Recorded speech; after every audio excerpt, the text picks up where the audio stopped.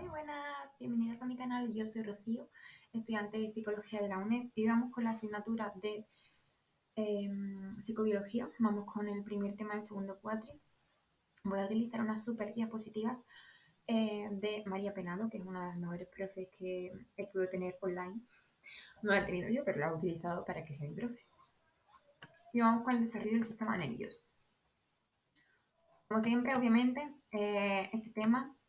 Bueno, lo intento hacer o de introducción al tema o lo puedo utilizar de repaso, ¿vale? Es lo que yo digo, no es lo único que hay que estudiar, ¿vale? Pero te puede ayudar muchísimo y si es lo único que te puedes estudiar por trabajo o por todo lo que puedas tener en la vida, te sirve de algo, ¿vale? Bueno, pues como vemos aquí tenemos a todo lo que es el sistema embrionario, ¿vale? Lo que es la blástula, el cigoto, la mórula, ¿vale? Es increíble todo lo que hay aquí. Bueno, todo esto es el aparato reproductor femenino y todas estas cositas pues son el ovocito, los diferentes ovocitos y tal, con todos sus nombres. La tercera semana embrionaria pues sería la gastrulación, ¿vale? La gastrulación es la formación de las capas embrionarias de las que se desarrollan todos los órganos corporales, ectodermo, mesodermo y endodermo, ¿vale? Aquí. ¿Ok? Y bueno, eso es lo que se forma con todo esto, ¿vale? Todas estas cositas, es lo que hay aquí, lo que pasa es que te la agrandan, ¿vale? Y bueno, pues nos vamos a la siguiente diapositiva y nos vamos a la neurulación del embrión. Ay, qué bonito este tema, ¿eh? Bueno, aquí nos aparece un embrión muy gracioso, él, ¿verdad? Más pequeño, que parece un dinosaurio. Y bueno, pues cómo se desenvuelve el embrión, ¿vale? Y bueno, pues la neurulación del embrión es una parte del ectodermo que queda determinada como tejido neural, formándose las primeras estructuras neurales. Es un proceso en el cual se producen dos pasos. El primero, que es la inducción neural, que marca el territorio neural del ectodermo, y el segundo, la formación del tubo neural y la cresta neural. Aquí en el dibujo nos aparece lo que es el ectodermo, es esta cosita, ¿vale? Si lo queréis ver, por ejemplo, aquí, ¿no? Ectodermo, el mesodermo es este, ¿no? Lo tenéis aquí. Es que como es un dibujo, yo no sé si estáis viendo hacia dónde miro yo la flechita. Y aquí es donde hace el territorio neural, ¿vale? Lo marca perfectamente. La formación del tubo y la cresta neural, pues directamente es esta, el tubo y la cresta que la va formando hasta llegar, o sea, empieza aquí, le marca el territorio, sigue hasta formar esto, la cresta y el tubo. Vale, el punto 1 nos habla de la inducción neural del ectodermo, es la parte del ectodermo que queda determinada como tejido desde el que se formará el sistema nervioso, el neuroectodermo. ¿Vale? ¿Cómo?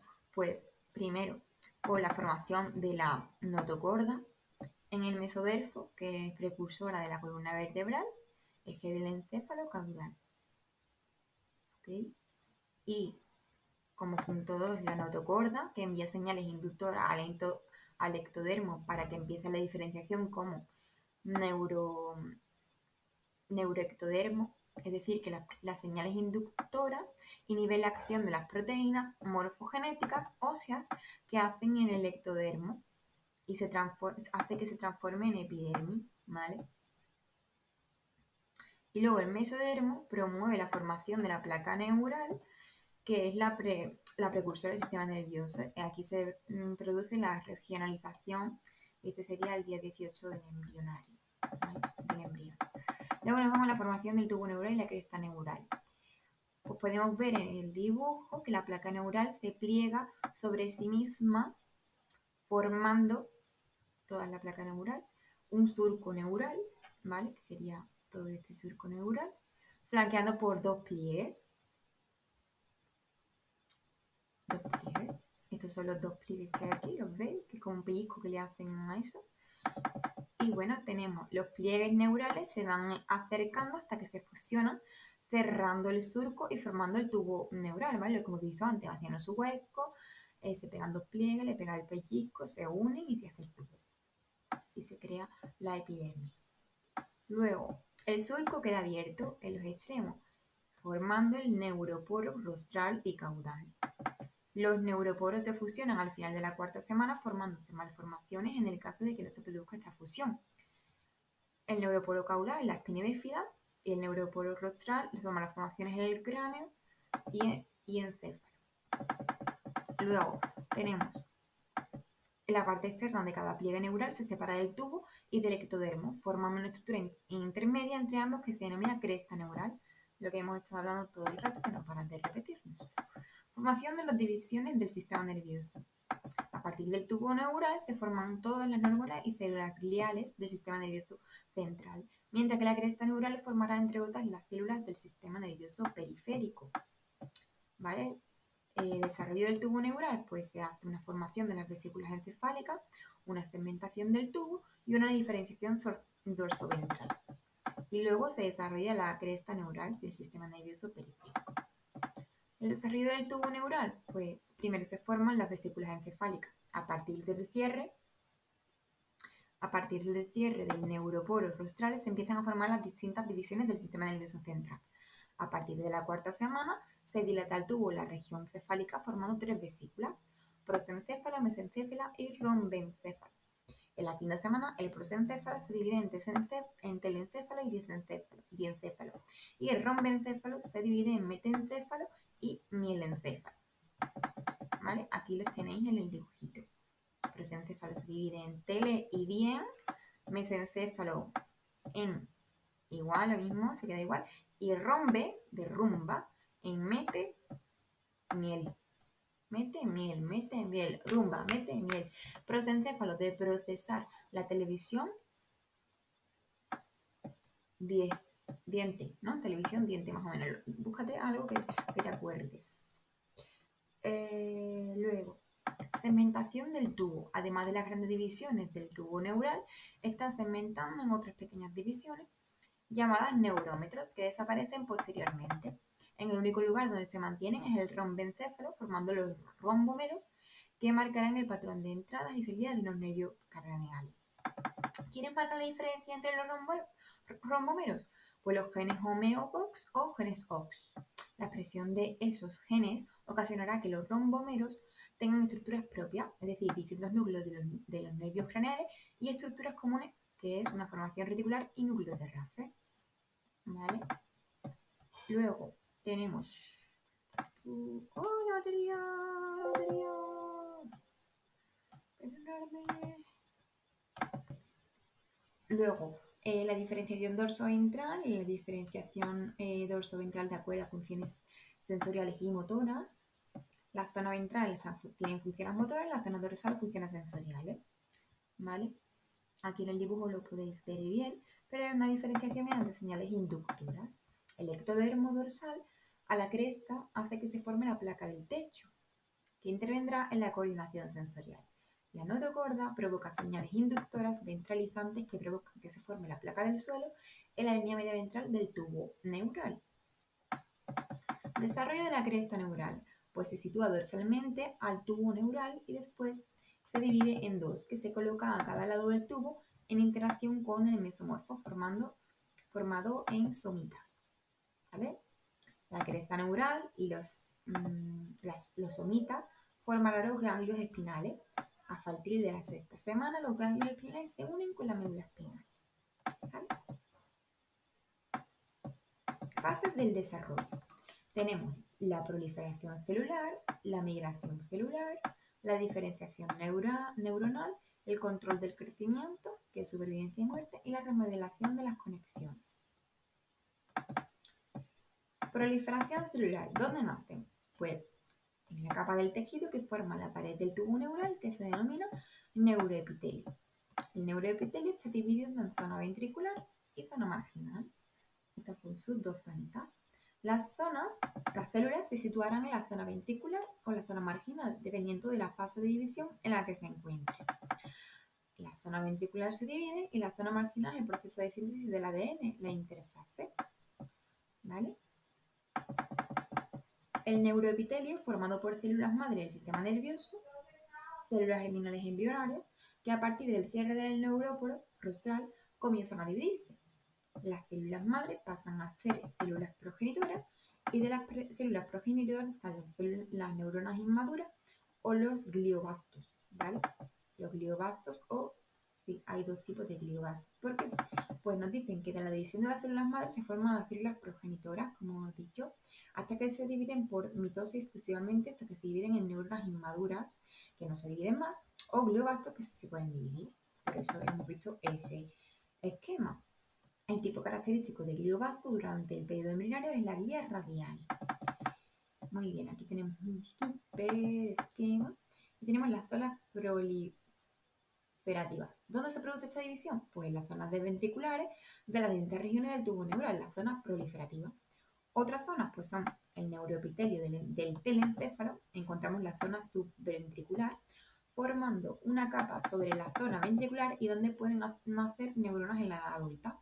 El cerebelo, además de la zona ventricular del neuroepitelio, zonas de Purkinje, células de Golgi y células de los núcleos profundos, encontramos la capa granular externa en la zona externa del neuroepitelio, células estriadas y encéfalo. La cresta neural también tiene zonas proliferativas, donde se producen las neuronas y la glía de los ganglios espinales y ganglios craneales, células de Schwann y células de los ganglios del sistema nervioso autónomo.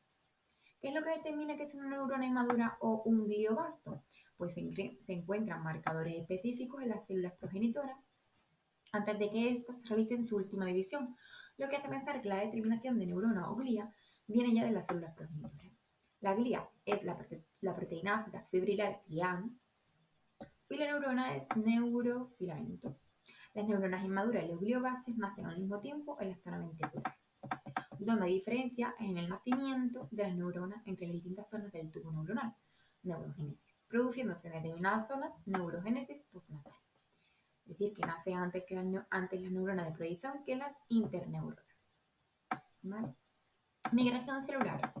Las neuronas inmaduras se sitúan en la zona ventricular y las marginal forman la zona intermedia o capa del manto. La ubicación aquí es transitoria, ya que tienen que proseguir hasta su destino final. Mecanismos de migración distintos en el tubo neural que la cresta neural. El tubo neural, la guía radial, la cresta radial y la matriz extracelular. El tubo neural, pues las neuronas inmaduras guiadas por la guía radial, estas son las que nacen en la zona ventricular al mismo tiempo que ella y controladas por moléculas de la membrana celular. Las moléculas de adhesión celular neurona, glía, y la guía radial sirve de soporte mecánico a las neuronas inmaduras para su desplazamiento, cuerpo de la zona ventricular y se extiende hacia la zona marginal. En el mecanismo de la guía radial se sigue tanto para la formación de capas como de núcleos de neuronas. El corteza cerebral. Patrón de dentro hacia afuera en relación con la fecha de su nacimiento, excepto la capa 1. Y aquí tenemos la figura 8.2, la página 327, que, a ver, puede ser que sea esta, no. Y la corteza del cerebro en la figura 8.21 de la misma página tenemos la corteza del cerebro, que es el patrón de migración distinto según provenga de la zona ventricular o de la capa granular externa. La cresta neural, pues llegan a su zona de destino ayudadas por moléculas de la matriz extracelular. La maduración de la matriz extracelular establece rutas que siguen las células de la cresta. Las vías de esta migración, pues tenemos vía dorsolateral, rojo, y vía dorsomedial, la azul. ¿Vale? Las que vemos por aquí. La roja es la vía lateral bajo la superficie del ectodermo, ¿vale? Y migran las células en la región craneal del embrión, células no neurales. Y la vía ventromedial, que es la azul, que va hacia abajo, es la vía que discurre entre el tubo neural y los somitas y migran las células del sistema nervioso periférico y la de la médula suprarrenal. Diferenciación neuronal. Sucede cuando las neuronas inmaduras han alcanzado su destino y conlleva la diferenciación del axón y las dendritas. Parte de esa diferenciación está programada genéticamente, mientras que la completa diferenciación dependerá de las integraciones que se produzcan en el intestino.